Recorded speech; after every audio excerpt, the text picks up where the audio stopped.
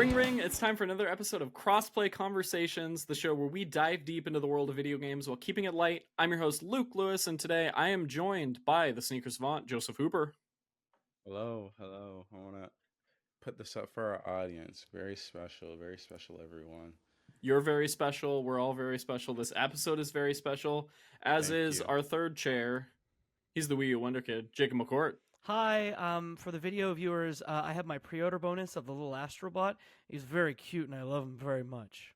So this is where was that pre-order bonus? Is that a Canadian thing? Ask the same thing. Yeah, VGP was offering for an extra $1, you could get the Astro bot, but he's from, I think, Astro's Playroom. They did a run of them, and they must have had some left over. Okay. Right For on. an extra $1.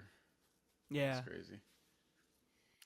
I went to Best Buy to pick up my copy of Astrobot and had a very nice exchange with the cashier, and they were like, I've heard this game is really, really fun.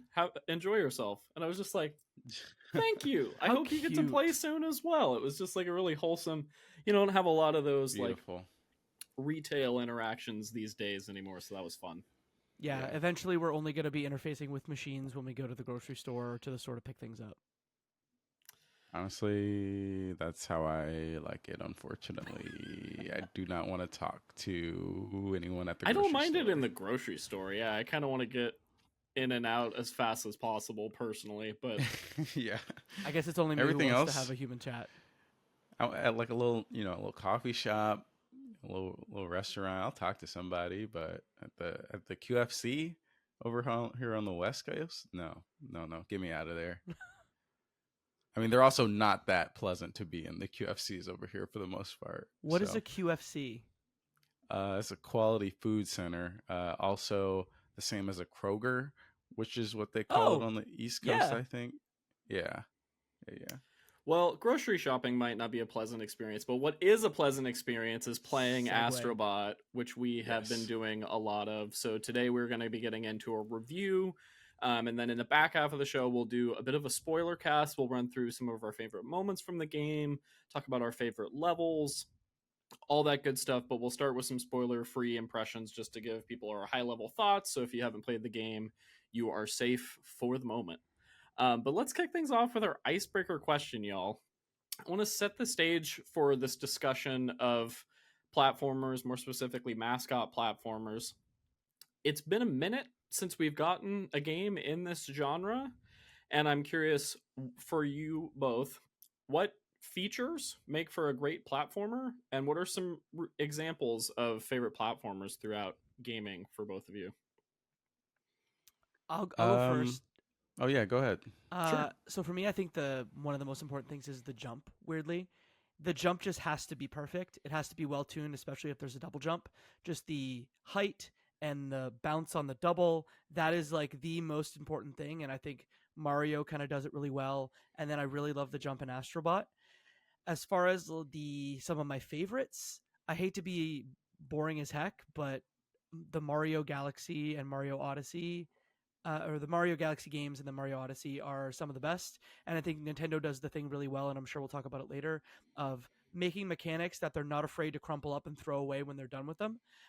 And then have like diverse worlds that bring you not just ice level, lava level. There's more to it than that. And I think Astrobot does it really well too.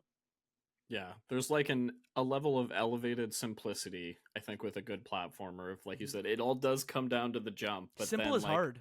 Yeah, and to do it well, I think, is really challenging. How about for you, Joseph?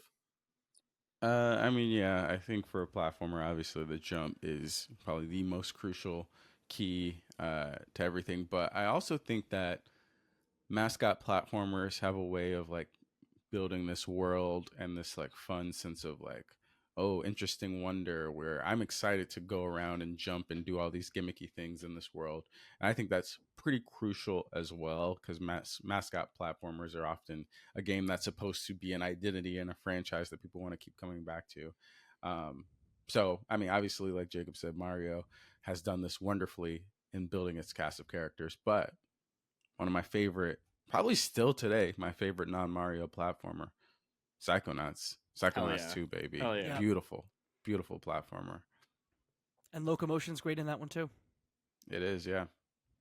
Yeah, I think that's an interesting one to throw out too, just in terms of like the style and the way it incorporates narrative within the gameplay to make it all kind of congeal together in a really nice way. And I was also thinking about collectathons and how like I associate that with mascot platformers or like licensed games back in the day and just like that sort of thing. And it's this weird balance of like that elevated simplicity where it needs to be compelling enough that you want to find all of the thing, but not so many and not so tedious that it makes it not fun. And it's also like worth your time, which we'll get into with Astrobot, but I think it does a really nice job of making everything you're finding and discovering worth it and additive to the experience. But yeah, Psychonauts is obviously up there for me. Mario is obviously up there.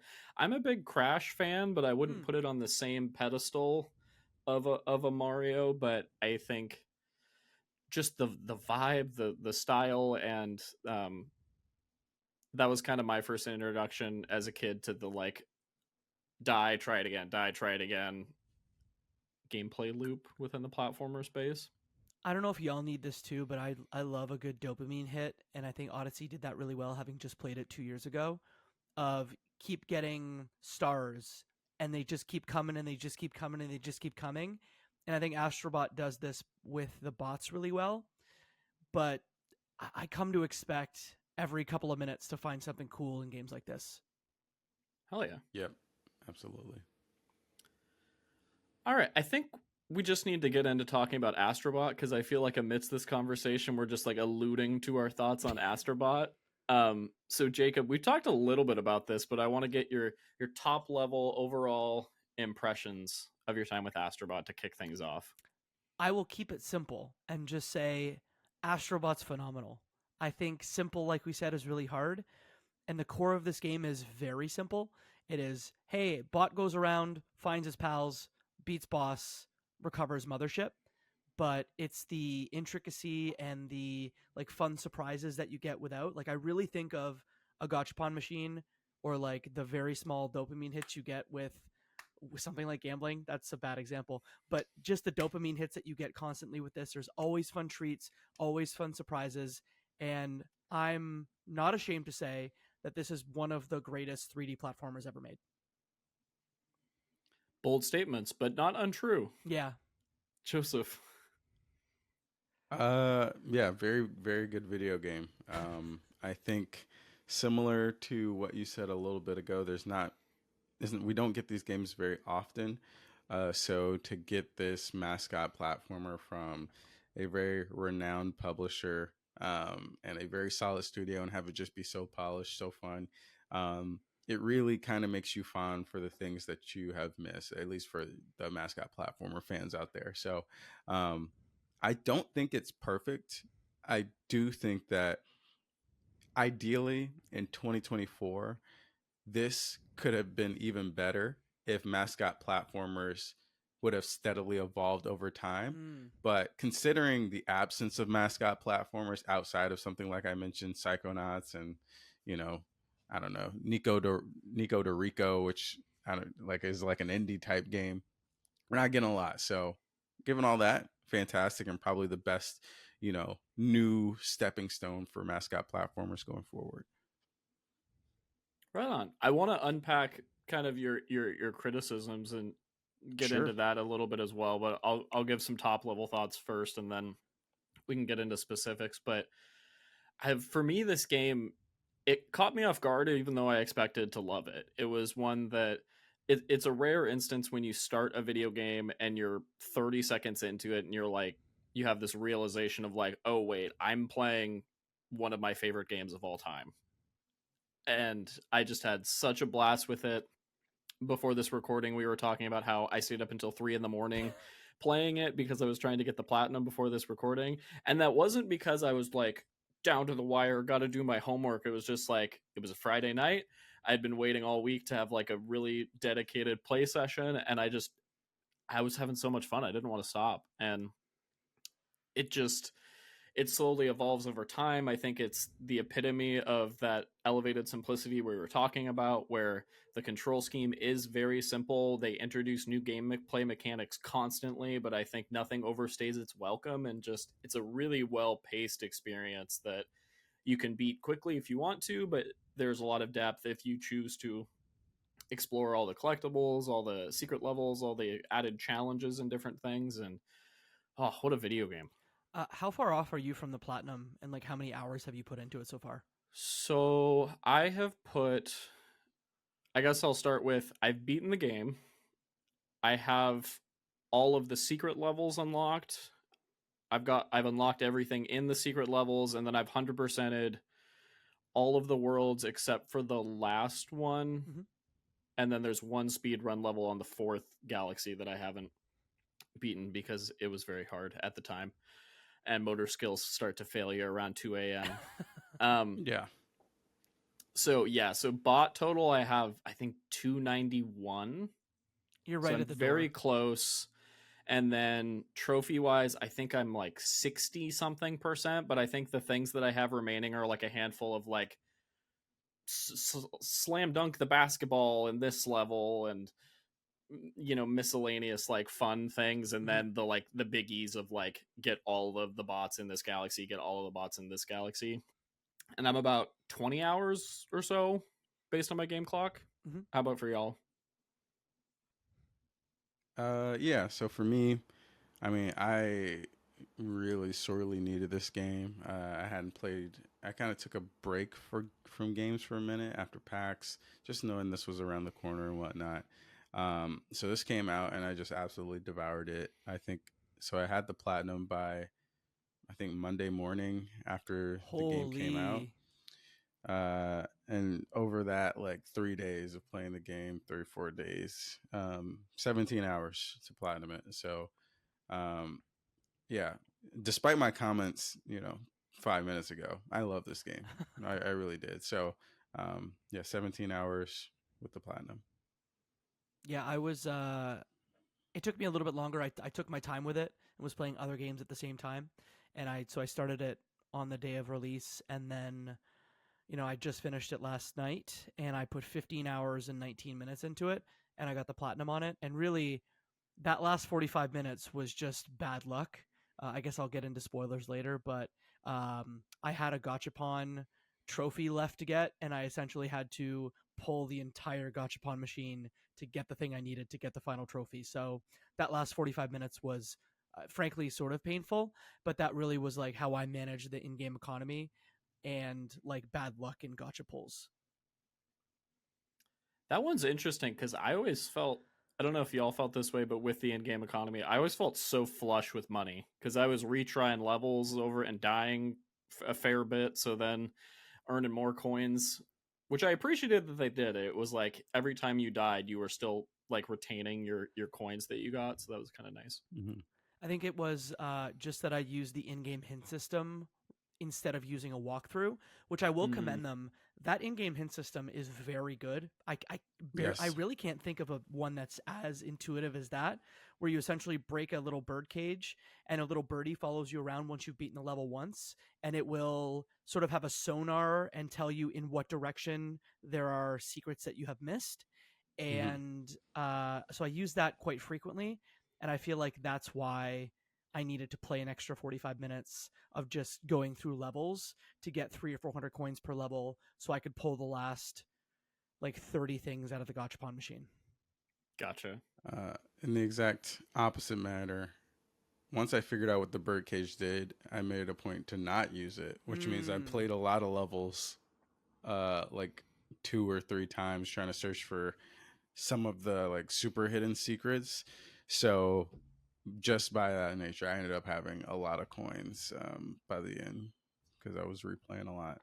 So. Right on. Yeah, I tried to do that too, of not using it up until the end when it was like, if I had one bot left and it was like the second to last bot of the level, I was like, let's just use the bird and find it. But I appreciated it because it was like, it didn't feel like it was so handholdy. Like I still had to look, but it definitely like helped to speed the process in like a nice natural way. And there's one layer of collectibles that they don't surface. I won't say it now because we're trying to keep it spoiler free-ish. But for the most part, that thing is. I literally can't think of a better hint system than this one. Correct. Yeah. Definitely. So I'd love to get into our thoughts on the overall level design. And Joseph, feel free to jump in with whatever your I don't want to say negative hot takes, but I am curious, like, to kind of base the conversation of like what didn't work for you. Yeah, I mean, honestly, this is a perfect section because kind of the art direction. Oddly enough, my only complaint is kind of like the creativity of some of the game, which is a weird thing to say because the game is hella creative.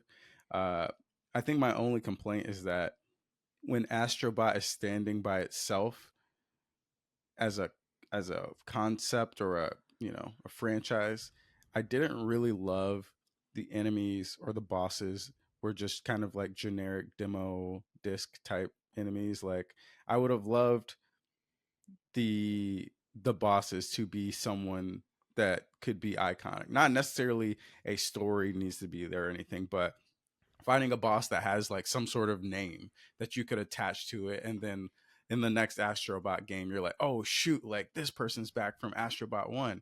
I felt like when it wasn't leaning on PlayStation IP, all the enemies and all of the things just felt like a video game.tm or whatever type experience, which I was kind of bummed about because I do see this being like a super long franchise. And when I think I was talking to some friends about like Mario, like the Mario Party Jamboree, and them announcing like Monty Mole as a fucking character. And I'm like, why the fuck did they put Monty Mole in there? And I kind of reflected on that. I reflected on myself and I'm like, how do I fucking know Monty Mole? Like, what the, like, why do I know this random character's name? And I think that's the beauty of Mario, is that from the very beginning, you have these just random characters, Shy Guy, Monty Mole, all these things that span, decades and decades that have built this cool, exciting world to latch onto. So far, we don't have that with Astrobot, but I do think that they have the skills because level design, despite it not, connecting to an overall universe, brilliant, absolutely brilliant, fun. I think I enjoyed pretty much every level with the exception of maybe like the tree level was a little bit annoying, and like that specific mechanic where you have, I don't want to spoil it, but that's kind of like the only one where I was like, I don't necessarily love this. Everything else I really had a good time with. I think the visuals, cartoony, and I mean the music, probably one of the highlights of this whole thing. I couldn't stop bopping my head and humming all the random, theme songs throughout each level. So for sure, I think to your point, Joseph, him sort of being like a husk or a vessel for PlayStation history. I know I'm paraphrasing, but essentially with Mario, he has a storied history that goes back 35 years. And I think what Astrobot gets here doesn't have that staying power, but ends up getting it through all of the IP that it brings into its world. I think Astrobot will end up being sort of Sony's Kirby, where Kirby for Nintendo is a place where they try new things, try new mechanics, or use the hardware in fun, interesting ways. Think Canvas Curse. Think the same game for Wii U with the touchpad. I think he will end up being something where Sony puts, new cool things in for the PlayStation 6, maybe PlayStation VR 3, fun new features. But to your point, I do want to reinforce. Do you guys remember the name of the final boss in this one? No. Exactly. I mean, I can basically describe every enemy in this game. Nebulax? Yep. Or something? Nebulax. Okay. I just played it like 3 hours ago, so that's like the only. There's no shot I would have ever remembered that. Yeah, but it's not a DDD or an Andross or a Bowser, and maybe that'll come over time. But I think Nebulax is a bad name. But yeah, go ahead, Luke. Oh, sorry. I was just gonna jump in on this note, and you mentioned it towards the end of your comment, Jacob. But like, is that just because we've had like 35 plus years with Mario? Because to me, I definitely hear where you're coming from, and I think I agree on every aspect except for the bosses, just because I think in terms of like gameplay mechanics and style, I was very into it, but I agree that I wasn't like, oh man, this genie boss is so cool. Like I remember that character. But like the first time you played Mario, did you? I guess you, because I'm thinking about like Bowser or Donkey Kong, and it's like, yeah, I did. Like that was an immediate like light bulb moment. But I mean, it's an interesting point for sure. The way I think about it is like Donkey Kong. Yes, Donkey Kong is just a gorilla or whatever, a giant monkey, a donkey. I was gonna say he's just a donkey. He's just a giant like ape, basically. But they gave him a freaking tie that says DK. Like it's not. It doesn't take that much. And I feel like the Astrobot enemies are literally the bare minimum, where it's like, this is actually just a monkey. Like he doesn't have any glasses. He doesn't have any shoes. I think like they're just as basic of an enemy. There's like, it almost seems like they went out of their way not to characterize them in any way, which is kind of just an odd thing. Whereas like when I think of all other mascot platformers and I think of like Dr. Cortex, who just has a cool look to him, just like random enemies all have like their own cartoonish design to them, where I feel like in Astrobot, they're literally just like robots based on animals that are in a cartoon world, which I don't think that people will latch on to. Like the genie is probably the closest in terms of like, oh, this genie kind of got something going on here, kind of cool. But yeah, you bring that monkey back in Astrobot 2 and I'm gonna be like, what are we doing? Like, who is this guy? Why are we doing this? Does the monkey have a name, Jacob?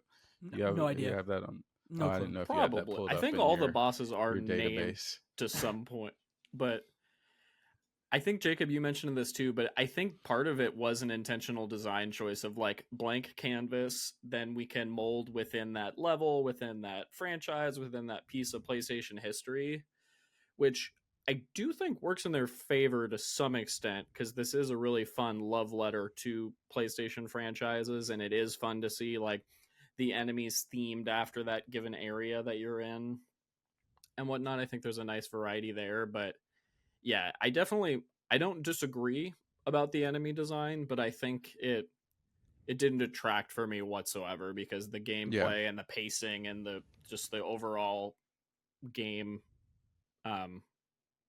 transcended that. But I agree. I mean, right now, I was just gonna say we're debating between like a 9.5 and a 10. Like, it's not. I'm not saying like this is the totally this, like ruin my experience, but yeah, just that's literally the only complaint I could find. I think these are just big nitpicks that the enemies are more, because that's all that's baddies. left when we're talking about this game that is immaculate to play.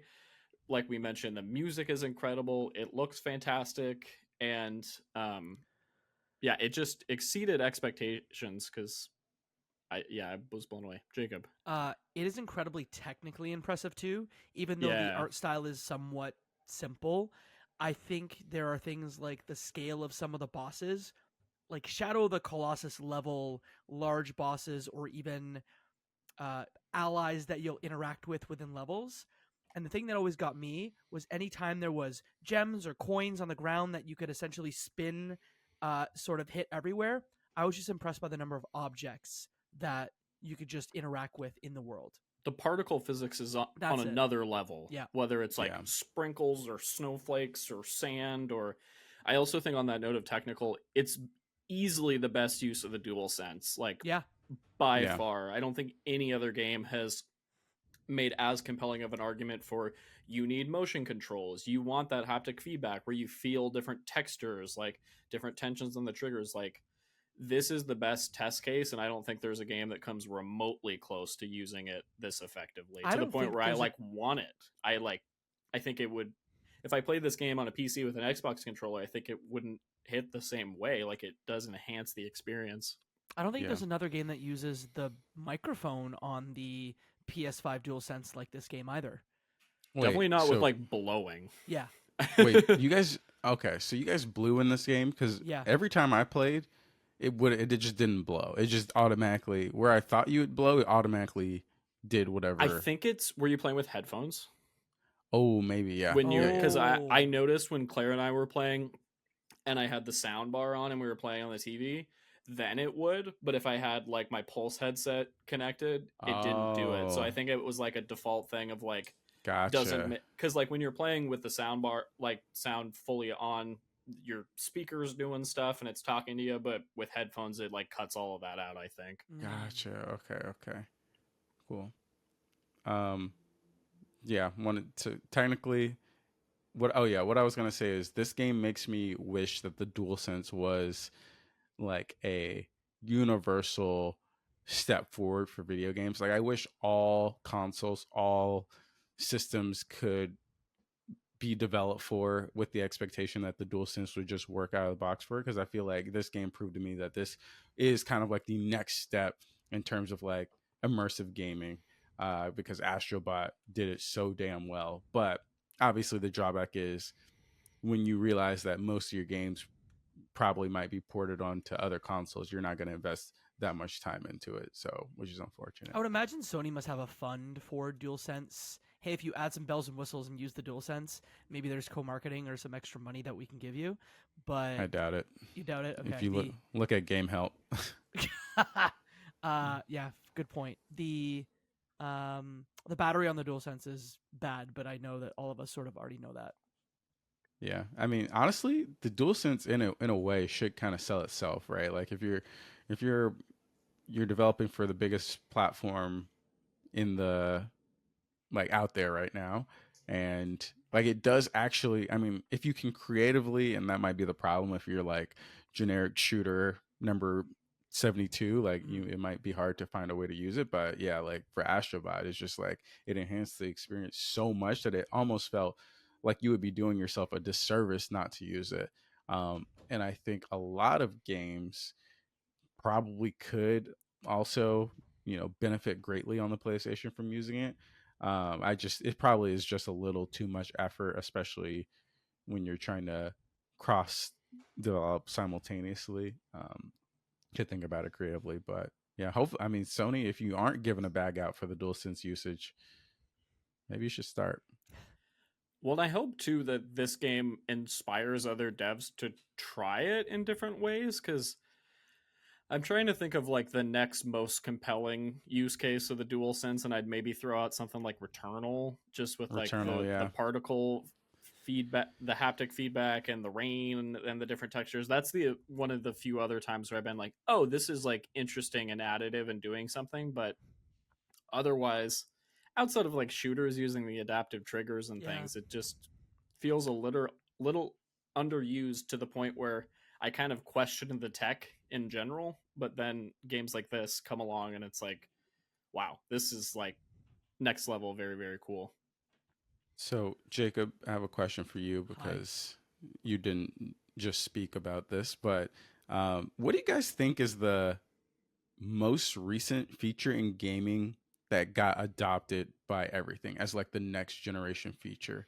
Because I feel like DualSense is nice, but obviously it hasn't been adopted by every game. Is it like, I don't know, what would it be? I don't know if it's a gameplay thing, but I feel like this generation was the big push behind performance and fidelity mode customization options. It's not as fun or interesting, but yeah, when I think of crossplay, cross progression, maybe, but even that's not easy to implement in every game, or even universal at this point. Yeah, very inconsistent on who. It's been a while. Yeah. Anyways, no, that's a good. We can keep going, good but question. That's interesting. I'm wondering if we'll ever come back and agree on a new like, hey, this new technology, all video games. Let's try it out. We might never get additional controller, features just because of that, but we'll see. For sure. I do want to call out. There's an interview on Friends Per Second. I don't know if y'all have listened to it with the studio. You have the director of the studio of Team Asobi, and they were talking about their process and how, look, their team is 65 people, and they would essentially assign, and correct me guys if I'm wrong because I'm paraphrasing, they would assign someone on a mechanic or an enemy to work on it for 2 weeks by themselves in isolation, and then sort of bring it to the entire team to see what they can do with it or see if they can improve it. And I think that like that model, because developing a game with a bunch of people sounds very hard, and you can get stuck in the mud a lot of the time. But essentially giving people 2-week sprints to work on a thing and then bring it in seems like the way. And I'm sure a lot of studios do that, but having him explain that as a non-dev was cool to hear. Yeah. I think this team, like you can see in the end product, that this team alongside maybe only Mario has like this incredible process that just works so well. And I think they benefit from both of those games have a lot of level-based systems where it's like, yes, you have your base set of abilities, but this ability will only be used in this way on this level. You can kind of isolate it to that. So if it doesn't end up working, it doesn't affect the rest of the game.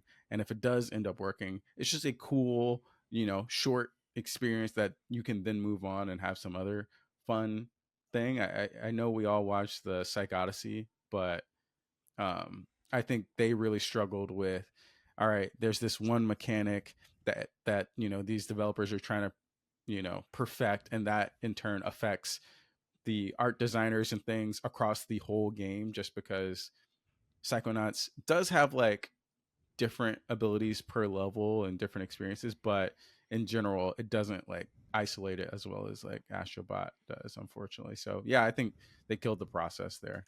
Very cool.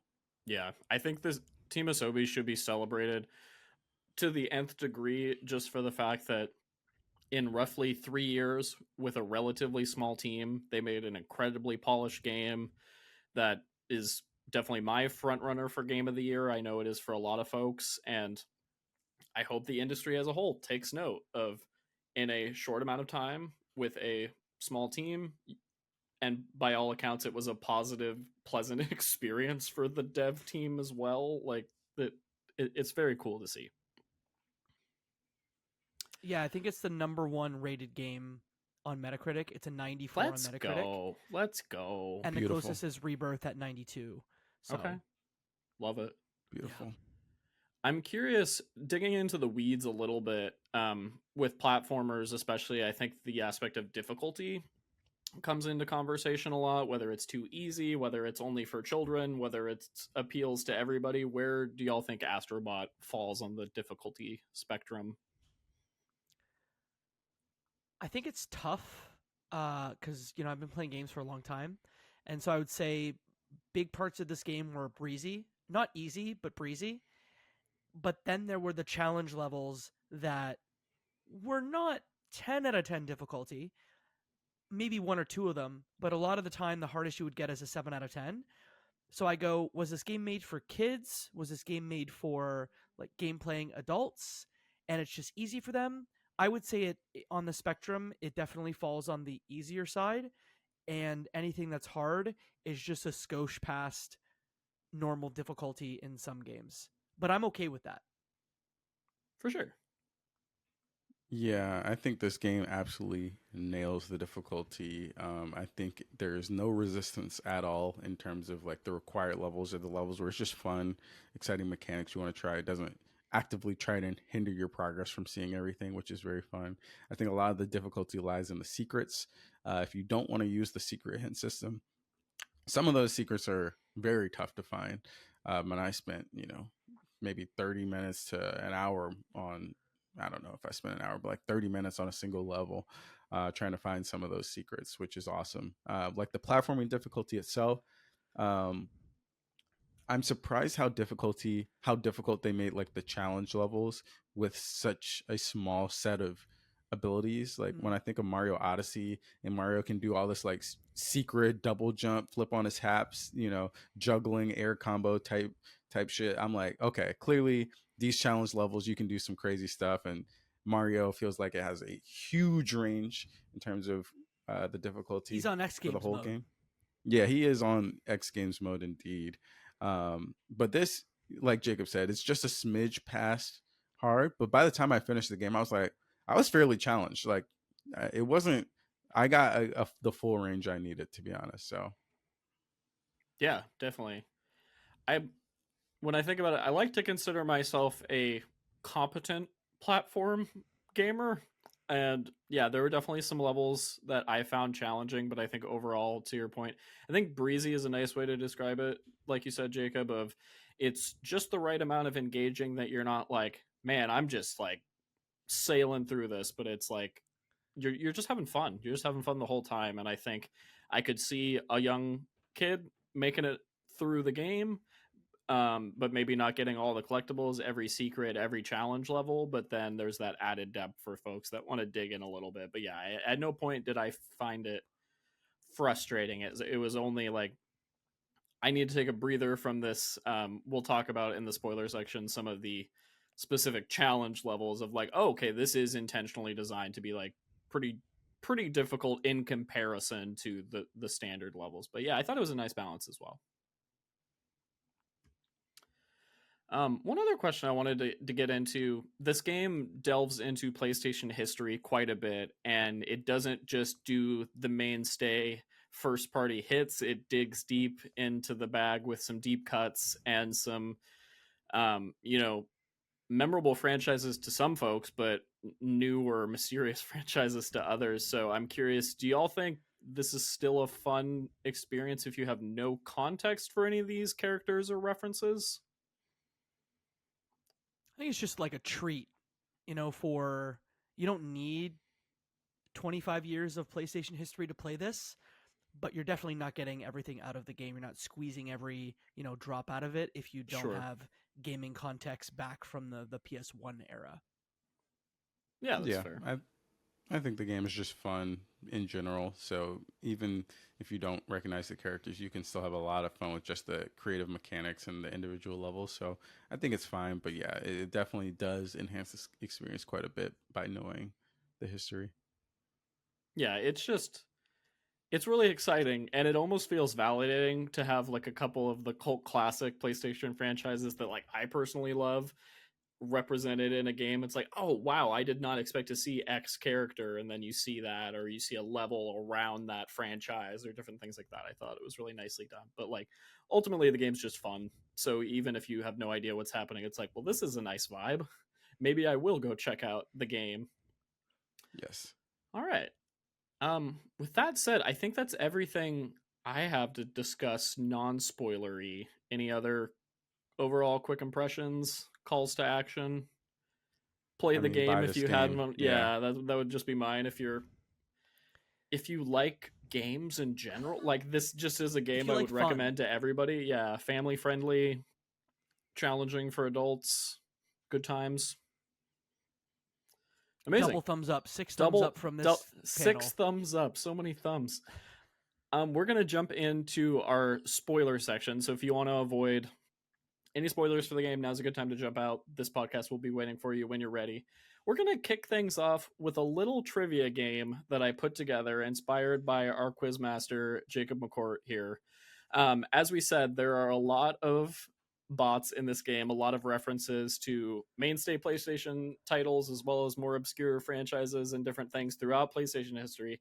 So I have put together a little quiz game, and I'm going to share my screen. If video listeners, video folks, you're probably going to get the ideal experience here, but I will do my best to visually describe what we're looking at. But we're going to play a game called Who That Bot? Contestants, your job is to identify the character and or franchise that this bot is from. I've included the hint that is in, or rather the like little sentence descriptor that you get when you find and rescue each bot. And I really like the fact that they don't overtly tell you who characters are, so it kind of remains a little mystery. But I think I ended up with 7 total, and we will run through these. I tried to pick a variety of easier to more challenging, at least from my perspective, and then across the different generations. Any questions before we buzz in when we know? You should buzz in when you know. Thank you, Quizmaster Jacob. Let's go. Amazing. All right. Who That Bot? Here we go. First one. Jacob. Joseph. I heard Jacob first. This is Octodad. That is correct. Let's go. Octodad from the self-titled Octodad. Second question. Oh, no. You didn't see that. No one saw that. I revealed the answer. Pretend we didn't see that. Do you want to say it on 3 together, Joseph? Yes. Let's go. 1, 2, 3. Lammy. Lammy.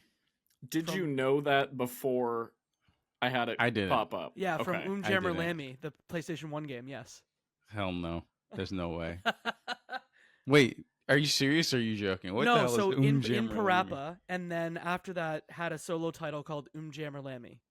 No shot. That was before my time. So it's a for PS1 game. audio listeners, this was the first one that popped up while I was playing where I was like, who is this character? They have like horns and red hair and a cool yellow guitar. Like they look awesome, but I'm like, I have no idea who this is. And that was the start of fun mysteries within Astrobot. So yeah, this is Lammy from Parappa the Rapper. I asked Claire before this recording if she knew who this character was, and I told her the name of the character, and she was like, that's nonsense. That's not a real game. What are you talking about? So, a lot of Parappa the references, it turns out, in Astrobot. A lot, yeah. Okay, next up.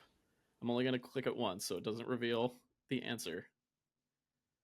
This is a cool-looking blue-haired character. They have a gun. They have boots, little vest, a little red headband is happening. I remember this guy, but I have no clue. The hint is Dream Chaser has the right to bear arms. Arms is all caps. No. Okay. Joseph. I couldn't tell you. Is this like a Suikoden character or something? That's not a bad guess. This is Rudy, Rough Knight from Wild Arms. Oh, would have never gotten that. Never heard of that game. The only reason I maybe would have known is the emphasis on arms, but otherwise, no, I'm with you. There's a lot of sword characters that I didn't pick, but I also was like, I have no idea who this is. But the mystery of it is fun. Next up, we have Classical Conductor, excellent at conducting under pressure. And there's a brown-haired bot with a yellow tie waving a baton in the air atop a golden platform. This is from a Maestro. It's something Maestro. I feel like it's Mad Maestro is the game, but I don't know the name of the character. Okay. Joseph. Yeah. This is Ricky. This is Ricky. Ricky from Mad Maestro. Lock it in. It is Mad Maestro. It is Mad Maestro. Yeah, it's Jacob with the tact pool. Or tack. Maybe the T is silent. I'm not sure, but yeah, this is a very real game. It turns out where you like conduct a youth choir ensemble. I was looking it up before this recording. It's a real PlayStation game that happened. Mad Maestro, everybody. Well, I think the weird one with this one is that the game in some territories was actually published by Sony. And so that's probably why it was here. I think it was Eidos for North America and then Sony for some of the European, Japanese territories. And I just love the level of deep cut where it's like, I feel like they included games where it was like, you don't consider this a first party necessarily, but it's like the alignment. And there's also like some third party franchises and different things throughout the game that are like, I do associate that with PlayStation, so it kind of makes sense, but interesting nonetheless. All right, next up. Gifted Soul has a not so friendly or not so imaginary friend. Joseph, did you already buzz in? I did, but to be honest, I don't know it. I'm gonna say, is this the girl from Beyond Two Souls? Oh, Joseph. That's such a good guess. Joseph. I mean, you did it, buddy. No shot. You did it. It's Jodie Holmes from Beyond Two Souls. This is Elliot Page's character, right? It is. Correct. It is. Yeah, I the other Willem big actor Dafoe. in this. Would you believe me if I said I watched the trailer for this last night?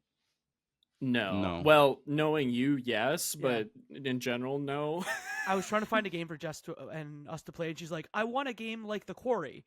And so I went through a couple of titles, and we have not played Beyond Two Souls. So I was like, how about this one? And she's like, telekinesis, not about it. Honestly, it's such a trip. I played it. At one point, you're riding horses through the American Southwest. You go to a children's party and make everyone sad. No and way. it's like it's a trip. It's one of those ones that's like it's a cool piece of gaming history that these big budget Hollywood actors were in this like really odd narrative driven game, but definitely worth a play if you're interested in like a Friday night, let's have a beverage and just see where this wild ride goes. Okay, we are getting near the end of it here. Next up. Oh, Jacob. This is Detroit Become Human. Oh. But this is the cop, and I don't know the cop's name. So Joseph, help me out. What is that? Brandon it's on the tip Lake. of my tongue. I appreciated the hair piece with this one. Like I like the little beautiful. swoop. I think it's very well done. Little jacket's very on point. The actor is Brian something, and he does content with his partner online. What the heck is the name of the character? Well, I think the real person's name, is it the Deckharts? Yep. You're totally right. Yeah. Mm-hmm. The name is Connor. Connor. That's what it is. But you got the game. You got what it was immediately. All right, and then I think I have one more, and then a little tiebreaker if we needed it. Jacob this is Buzz from Buzz Quiz TV. I had to include this one. This is Jacob McCourt. Just for good. That's what I said when trivia. I did video game trivia in my town this week, and Buzz was one of the questions in it. And some wise ass answered Jacob on their sheet, and so not the first person that's called me Buzz. Honestly, if you did this Halloween costume, I think it'd be a very good costume. Just saying. A red suit. Very true. Red suit is needed. I bet you have the buzzer though, don't you? That seems like a thing you own. Yeah, not at this house, but at my parents' house I own those, yeah. Right on. Okay, and that's it. I had one more as a tiebreaker that we can do for fun, but or no, I don't. Give that it was to it. us. Oh, sad. I thought I did. Apparently I do not. Thank you, Luke. That was great. Love it. Thanks, y'all. Came up with that one a little last minute, but I mostly just wanted to validate, like, am I going crazy that I don't know, like, most of these? Yeah. No, we're in the same boat, buddy. We're in the same boat. Well, everybody, we're all going to go play Mad Maestro tonight after this recording, but let's get into it. Spoilers abound. Favorite moments, favorite levels. What stuck out to y'all? What have you been like waiting to talk about, but we haven't because we haven't finished the game, and now we have, so we can talk about it. Shrinking level was incredible. That was just like a oh shit moment. There's no way. I was just thinking, wow, I can be small in this huge level. This is gonna take forever to beat. Turns out it was fine, but incredible level. I love that one. Ape Escape was sort of my highlight. Ape Escape. Because it was so early and I wasn't spoiled on it, and I was a huge fan of Ape Escape 2, and I've not thought about Ape Escape for probably 15 years. But it turns out some of the Team Asobi folks worked on Ape Escape games. Oh, shoot. That's awesome. Yeah. Stellar. And now I want a new Ape Escape game. Literally, if their next game was Ape Escape, I would die. I'm glad you... Oh, sorry, Luke. Go ahead. No. You're all good. I was just going to say that set the tone for me in terms of like, oh, we're not just like, we saw God of War in marketing. We knew Aloy to some extent was in this game. But then when the Ape Escape popped up and that level was so like involved and detailed in terms of the gameplay, I was like, strap in for a ride because we're gonna get some cool weird shit, and that's awesome. Yeah, Ape Escape was like the moment where I think they got me the way that they were hoping to get everybody at some point in this game, where I'm like, oh shit, the nostalgia's kicking in, where I did play Ape Escape several decades ago, and you know, as a kid, it was like one of my favorite games on the PSP or the PlayStation 1 or whatever. So being flash transported back to this at the very beginning of the game on the first Galaxy, I was like, no freaking way. This is so incredible. And I think that was like the perfect nostalgia bait moment for me. Segueing into it, my favorite level probably period though is the God of War level, in terms of like, because cool. I know that game so well, like the attention to detail to every little bit, it felt like every little bit of that level was so like, yeah, this person did their research type thing. Like I couldn't believe like every moment in that game, like crawling through the wall for the level transition type bit, the one shot, like the birds, the the turtle, the whole story about the turtle flipping, and God of War Ragnarok had an homage in there. I mean, incredible stuff. The music in that level too, like, Oh, blew me yeah. away. When the of just boy like comes in the mix, Yeah. it just kills me. so yeah, I was good. singing that for a while. Yeah. I was a little disappointed if I think of so there's like the 5 levels that are other games, and essentially you get Ape Escape, you get Horizon, you get God of War, but one of them is Loco Roco, which I think Yeah. is neat, but I think arguably that's the weakest level in the entire game. What? Really? Whoa. Yeah. I was gonna shout that out as one of my favorites. That's wild. Yeah, I don't know. I wasn't vibing with it, and probably because I didn't vibe with. There's an era of PlayStation Portable games like Sure. Loco Roco and Patapon that I just like do not vibe with at all. So that's probably why I didn't vibe with this.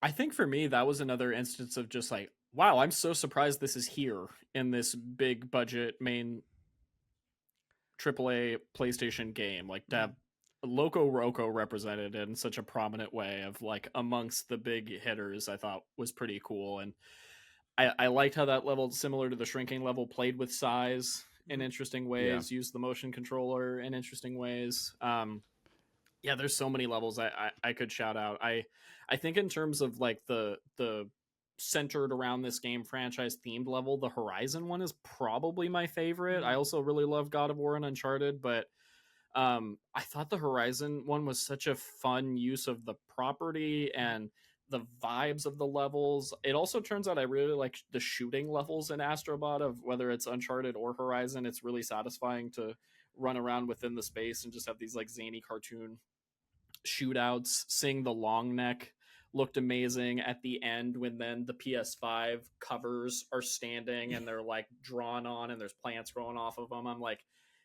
or like the little holograms from the game. Like there were so many cool touches in that one. And I would say I'm a fan of Horizon, but it's not like my favorite PlayStation franchise. But it almost made me even more excited for the upcoming Lego game that's coming out that I was like not really looking forward to. But playing this Astrobot level, I was like, oh, I could see this universe working in like a family friendly, fun, creative way. So now I'm kind of maybe gonna play that, which I wasn't before. Yeah, I think Horizon was probably my second favorite level. But going back to what I said at the very beginning, the game ended, or that level ends, and I was just so disappointed. I'm like, dang, I'm being chased by a T-Rex. Like, why is this not a Thunderjaw? Yeah. Like, I thought that's like, I hadn't I'm thought like, about that. That's an interesting, yeah. And I it mean, had that was kinda like- Thunderjaw properties to it, where the little right, cylinders would pop out of joints. But I'm with you. right. Huh. I mean, fair call. I think the real answer is this. If I had to guess, if I had to put my little developer hat on, this is probably a very similar T-Rex model to the one that was used in Astrobot's Playroom. So they were probably like, let's take that, Yeah, let's there's put probably a an couple extra element of things that. on it. I'm assuming that maybe they just couldn't afford to animate this whole Thunderjaw for this long. It was a pretty long sequence for that final boss fight. So, but like that's kind of one of the touches where I'm like, all right, like this Horizon level has the Astrobot touch on it, and the Astrobot touch is to make the most generic looking aspect of the whole level. So, but other than that, 100%. Like, I think that shooting that little bow and when they had the slow mo as well. Like Same with the whatever it's Leviathan called in axe in Horizon. God of War. Like I love how they made those yeah. little moments where then So like good. you have Nathan Drake's hair suddenly, or you have a little beard, and it's like, oh, that's so fun. I have a question for you guys. Like, Sure. the Uncharted level, I have only played the first Uncharted. Oh wow. Okay. Yeah, so like, did that hit for you guys? Because I had fun, but I wasn't obviously catching all the references and whatnot. So Yeah, I loved it. I'm a PlayStation sicko. I'm an Uncharted super fan, I would say. Just seeing all the little characters, seeing like, oh, I'm behind cover and they set it up the level just like one of the first shooting sequences in the first game, like little things like that, or like when you're solving the puzzle and then the camera pans out when you're like running into the mouth of the like tomb area. Little things like that. I just felt like it was nicely done, and it was fun to see characters like Sully Bot hanging from a tree and I'm a sucker for the nostalgia play with that one personally, but I mean, even the Uncharted 4 playing a video game inside of the video game. Yep. And then there's even layers on it where one of the Easter eggs in that one is chasing eggs, which are the eggs from Jack and the Precursor Legacy, which was just so stellar. Oh, nice. That's a good pull. Another layer, like layers on layers. We're incepting PlayStation IP here. Yeah, I thought it was really fun, and like I said, the shooting worked, and I like the level verticality they did with that one, where they switched between kind of 2D and 3D planes a fair bit, and then you had the like end boss where it starts as a 2D sequence where you're moving up and down and getting shot by the laser pirate guy, and then it flips to 3D, and like I thought that those transitions were really good. And even the adaptive trigger stuff of when your little pop gun would fire, it was so satisfying to do. Yeah. Can we talk about the end sequence where it's Astrobot, Avengers Endgame, and the PlayStation consoles and handhelds and all the gadgets and accessories like ascend into the sky and you're fighting this boss? Like, I know we talked about how like I already forgot the name, Wallax or what, Warlax, Nebulax. Thank you. The space bully. It's already gone. It's already out of the brain. But like, character, he's fine. He's great. But like, that level is so cool, and the music's hitting you and you're running through and you're shooting stuff, and it's like the Death Star run in Star Wars. Like, I was so stoked. How did Joe feel? I've never been so excited by consumerism in my life. It's like memory cards assembled. Like the biggest fan service to someone that has spent far too much money on Sony over the years. 100%. I'm curious, like, what that feels like, because I'm sure a ton of kids are going to play this game. I'm curious if kids are going to be like, what? What's that? Or if they're going to be like, I'm curious how that's going to hit with the youths, but definitely hit for me. It'll probably be like visually folks our age going to our kids being like, let me tell you about a time when you had to plug in composite cables to a television. Exactly, yeah. Here, kid, play my PSP Go in the other room. It only has Metal Gear Solid Peace Walker on it. I don't actually have a PSP Go, but if I did, that would be a very, very funny. But yeah, the one note with that boss design that I don't know if y'all saw this, but I think I saw Tim Schafer tweet about this leading into the release of Astrobot. But apparently Double Fine helped design that character, yes, the like green alien character. And they were very excited that it made it in the game, because that was something they like collaborated on leading into Astro's Playroom, I believe. But that was a little fun little Easter egg note of like teams working together and doing fun stuff. Because visually, I do like that boss. I was about to say, now you gotta make me dock points off a Double Fine for being the root cause of the generic alien guy. Oh no! Like, well, they only made that one of Jimmy boss. Neutron. Do you think of Jimmy?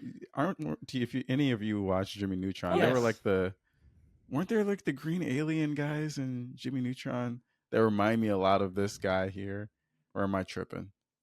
No, I think you're onto something. He looks like the Simpsons theatrical movie Halloween aliens. That guy too. Well, doubling back though, the Jimmy Neutron movie where all the parents get abducted by aliens and then the kids are partying and drinking purple Nurple soda, I believe is what it was called in universe. Yeah. Great film at the time. Yeah. I don't know if they also have like a Avenger Endgame moment at the end where they all ride their little space rocket ships. Damn, that's cool.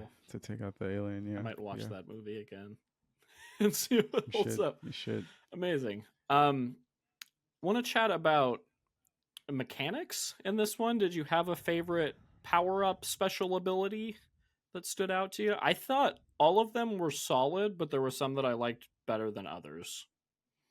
I'm with you. That like monkey hands, for example, I think was pretty annoying to use. Monkey hands. Monkey hands. Punching? I was thinking of sorry. Or... Yeah, I was thinking of punching. No, punching was one of my favorites. Yeah. Okay. Monkey hands about climbing. I was about to throw hands if you had problems with frog punching. You had to use the DualSense to essentially use one hand, move one hand up. My partner played a couple of levels and she got the monkey hands level and she just like couldn't get the DualSense moving the controller one side up, one side down, one side up thing. Mm-hmm.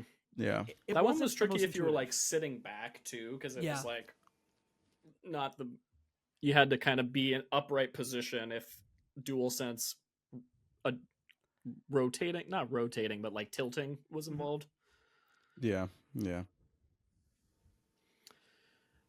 Joseph, how about for you? What was a favorite? To be honest, I love pretty much everyone. Like I mentioned, I love shrinking. I love time stopping. I love punching. My little gamer brain just love punching Chicken and stuff. Pitbull were cool.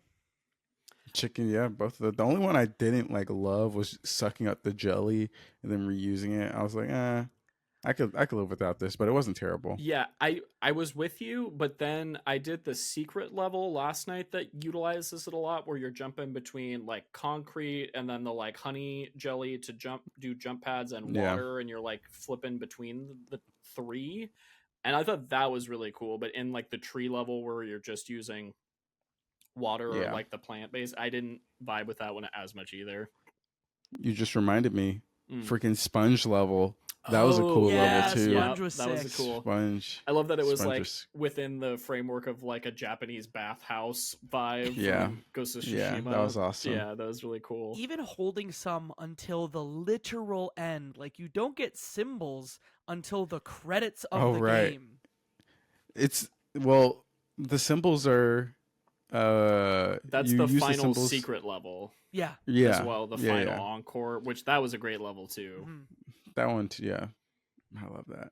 I remember I think I'll have this vivid memory of playing that final secret level while listening to the Frames Per Second podcast. And I remember actively listening to them debate why Concord was such a failure while I'm playing like the pinnacle of Astrobot and like the biggest success Sony has had in like a minute. It's just it's like such a vivid contrast. Sony's been on a whirlwind lately too. If you think about like Concord baby, to Astrobot to PS5 Pro announcement to PS5 Pro anniversary to Rumored Days Gone remaster to Ghost of Yote. Like, I just about died when the director on Days Gone was like, "Don't use my IP like that." Like, just, brother, it's not your IP. Worst but take. Thanks. Yeah. As someone who really enjoyed Days Gone, like I think it's an underrated PlayStation game, and I think it gets a bad rap in a lot of ways. But yeah, that guy's takes. What's happening? Yeah, what a game! What a game! Any other mechanics that we didn't touch on that stood out? I think I like the to get to the secret level with the sponge, you have like this little like shooty like slicey bamboo type deal. Oh yeah, that was just like satisfying to do. That secret level took me forever to find because I was like scouring, and then I was like, no fucking way. If I just turn around, is it literally right there? I was like, no, not like this. There's like a Luigi's Mansion like light bulb that lights up platforms. That's pretty good. Yeah. And to your point, I do love the one where essentially from the ground a DualSense pops up and either you're vacuuming or shooting water or shooting ninja stars. That shit was great. Yeah, I thought that was really cool too. Also, normally I think in a game I would find it like cheesy and a bit much, but the fact that there's an in-game controller and then you could also have purchased that in-game controller and then you're decorating that controller, and that's like the fact that the game is like based around like PS5 architecture and all this stuff. It's like, if not done well, I would have found it too much, but in this game it was like absolutely stellar and really cool. Do you think that we can just do that forever? Do you think we're just going to be playing on PS5 Pros within the game for like the Astrobot Eternity, or do you think they're going to have to at some point? Astrobot Eternity? Astrobot Eternity, yeah. I'm ready to rot with the bot, as Mike Towner would say. So okay. That's a good question though, because I think high level I would say yes, because I think this game, this is digging into my last question, which was a great segue of just what is the future of Astrobot as a franchise. But I think this game is a great success critically. I assume it's selling quite well. I think there's mass appeal to it, and I also feel like there's a ton of PlayStation franchises that they didn't represent in a huge way in terms of like dedicated levels. That the possibilities are pretty endless. So as long as they keep the quality up, I'm down. I'm ready. But how do y'all feel? I'm with you. Like Astrobot 2 should really be Easy. more of those dedicated levels, and those are probably the hardest ones to make. Sure. But honestly, if for the next year, 18 months, Team Asobi wanted to work on an expansion to the original game that was $20, and it was here are 10 PlayStation IP levels that we're adding on top, I would be incredibly satisfied. So that's kind of all I want from Asobi is just more of this. Sure. Yeah. Not me. No. Not me. I mean, kind of, but also I think I would love for them to, like, you know, dig deeper into even more of like what it means to be Astrobot standalone and still having the PlayStation IP like decorate the game, because I do think that just with this first like full, you know, mainline title, like they showed how powerful the team is in terms of creating these levels and whatnot.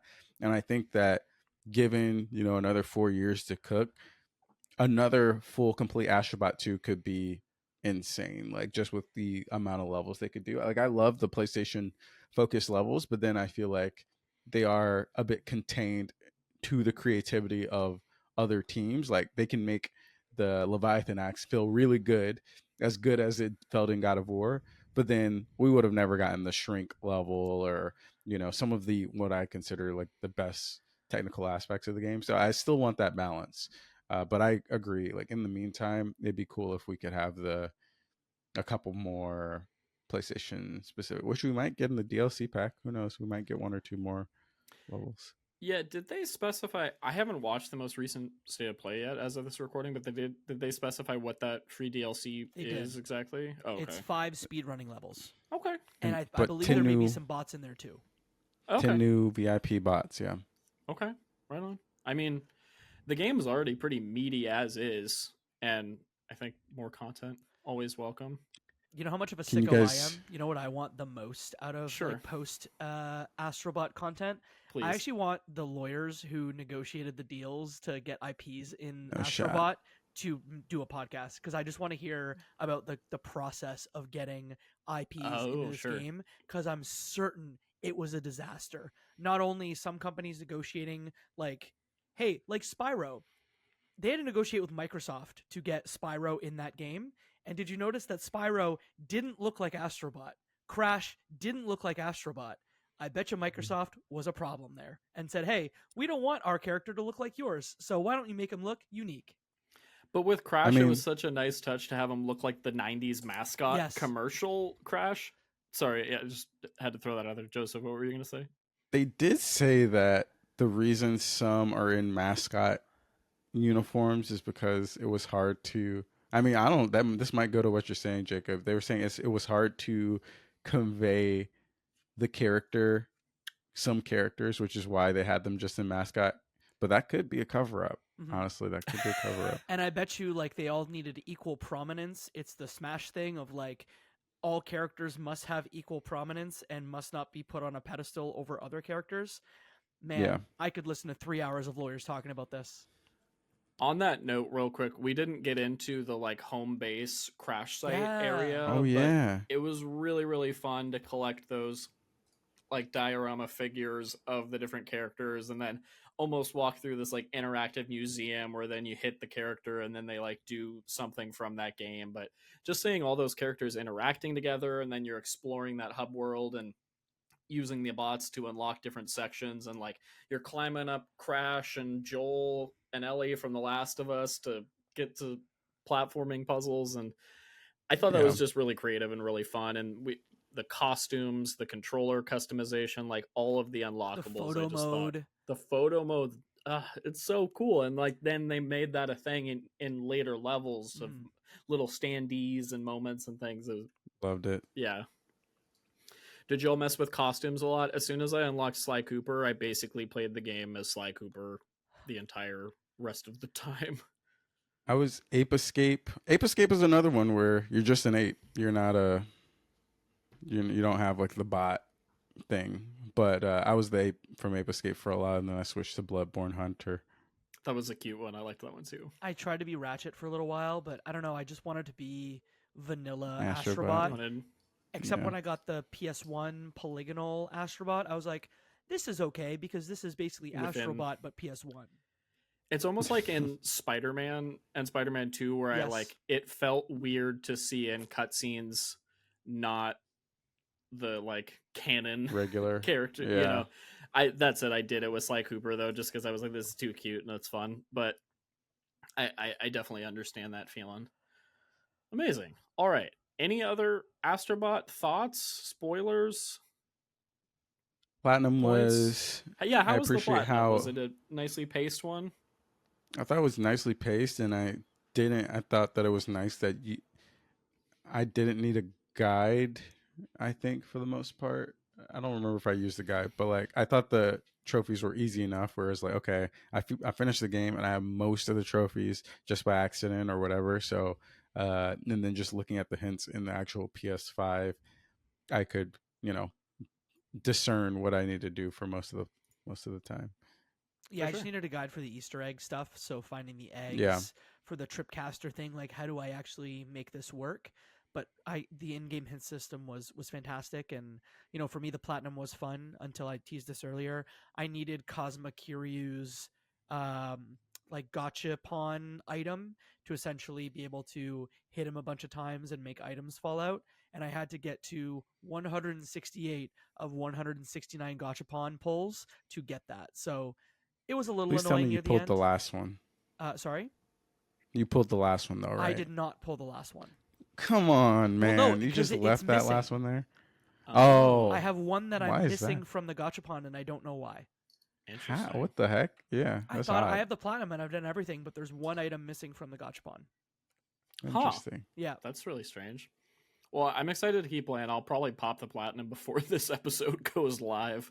But I've really enjoyed the ride so far. It's in terms of the Platinum, it feels a lot like Spider-Man, of just like enjoying every minute of it, enjoy the cleanup, enjoy the main campaign, if you will. But yeah, such a blast. Definitely my game of the year so far. Yeah, if Very, it's not very on our good. game of the year list for crossplay conversations, guys, I quit for real. It'll be there. Don't worry. Yeah. I would be There's no I would way. be willing to put money down that it'll be our number one. Same. I'll bet literally my Because house on it. I the house also- that I don't own. Because our fourth chair, Claire, is also in love and obsessed with the game, and this is very much a her type of game. So I think between the four of us, unless like in the next few months Joseph and I like go rogue and play like Dragon Age and fall in love with that or something, I don't know. I highly doubt anything will hit. I mean, there's on this no way. level. And that is the crossplay conversations top 9. We already locked in the top 1. We got to. Well, I agree, but I say that because like last year you came in with like not the dark horse pick, but I think the dark horse picks amongst our group being the only one that played Baldur's Gate. So like Yeah. if you have like a number one that's like, but even then I feel like even then if I could everybody barely has get it Baldur's as like Gate. number and- one, number two, it's gonna Yeah. net out that Really, way. I don't think, Yeah. because we're not Balatro heads, or not everyone Wait. here is like, Wait. well, we're not like, hey, Balatro is the greatest game ever. So like that'll Wait, be It's top that'll be 3 or five 4. for- I think it'll be 3 or 4 on our list. Oh, Is what I'm okay. saying. Claire just downloaded the mobile version and she has not stopped playing. I like how So- for video viewers, me and Luke were like, Yeah. What I was trying to say is what are you like talking about? I might have it in number 1, but I'll be the only one that'll have it in the top 3 probably. Right? You? I don't know about that. It might be my Yeah, game I of don't the know year about over that. Astrobot.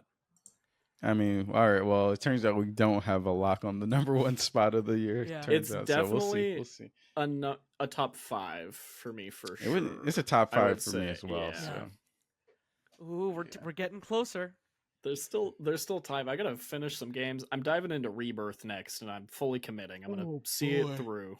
I just popped into Yellow Taxi Go room this morning, Oh, nice. so we're cleaning stuff up. I don't know. Do Okay, we okay. still want to do a real quick Plucky Squire sort of? Yeah, I was gonna kick it to you. So you've been playing, Joseph. You've been playing a little bit as well. I haven't gotten hands on, but I've been following the game for a long time. But Plucky Squire, latest Devolver joint. What do we think so far? You're still working your way through it. Early thoughts, though. Joseph, do you want to go first? yeah, I don't know if I'm gonna finish it. I'm like an hour or so in. It's a fine game. It's just like a little too kiddie for me. Like it doesn't really take off the guardrails, and it kind of is just like, hey, this is a little kid game. Here are the things that you can do, and the mechanics itself, unlike Astrobot, aren't that like mind blowing and fun to use. Like it's cool, but there's nothing really keeping me excited to play the game. So yeah, that's kind of my thought. Like I don't think it's bad, but it's just a little too kiddish for me. Whereas like I think of Tinykin last year that immediately took off the guardrails and just let me explore and do whatever I want. And even though that was really kiddie, it was a fantastic, like addicting mind off type game, which this is not. Yeah, I'm with you. Okay. Where the game graphically, like the thing that it does, when we do our end of the year conversations, it is 100% going to be up for like best looking game, because I think the 2D art is incredible. I think James Turner is the artist, and it's.